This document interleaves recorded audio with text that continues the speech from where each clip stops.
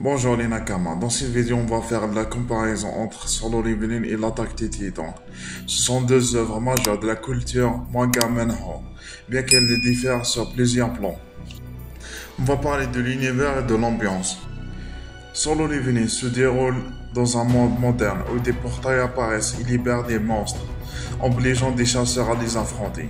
L'univers y inspire des jeux vidéo avec des niveaux de quêtes et une hiérarchie de puissance.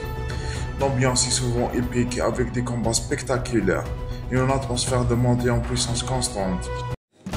L'Attaque des Titans plonge les lecteurs dans un monde post-apocalyptique, sombre et désespéré, où l'humanité est retranchée derrière des murs pour se protéger des créateurs géants. Les Titans, l'atmosphère est lourde, tragique et chargée de tensions morales et politiques.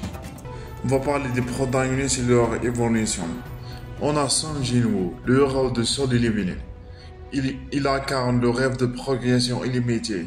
Faible au départ, il devient progressivement surpuissant grâce à ce système unique qui le rend capable de s'améliorer sans limite. Il incarne le héros solitaire, sûr de lui. On a Eren Yeager, le personnage principal de l'Attaque des Titans. Il évolue d'un jeune idéaliste plein de colère à un personnage complexe et controversé. Son parcours est marqué par la souffrance, des révélations brutales et des choix moraux ambigus, jusqu'à devenir une figure tragique et discutable. On va parler des thèmes et des messages que proposent ces deux animés.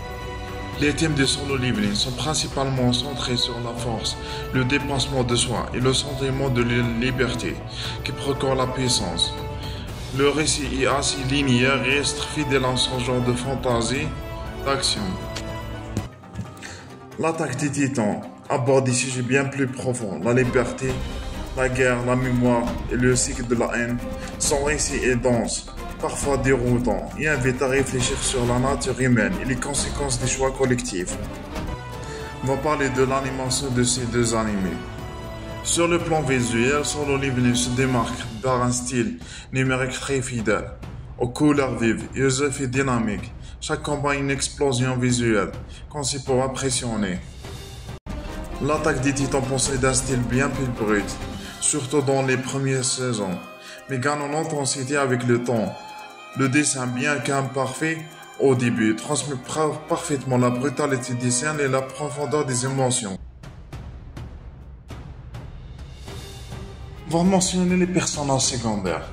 Dans Solo Leveling, les personnages secondaires sont globalement en soutien du protagoniste, mais leur développement reste assez limité par rapport à l'arc central de Sung Jin-woo.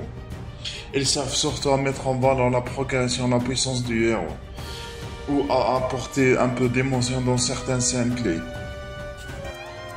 À l'inverse, l'Attaque des Titans accorde une grande importance à ces personnages secondaires qui sont parfaitement développés et jouent un rôle central dans l'intrigue. On va parler de l'hostie de ces deux animés. Solo Leveling propose une bande-son moderne et énergétique et stylisée, parfaitement en phare avec son univers de fantasy urbaine et ses combats dynamiques. L'OST de l'Attaque des Titans est souvent considéré comme l'un des plus marquants de toute l'histoire de l'anime. Il est essentiel à l'ambiance dramatique, épique et tragique de la série.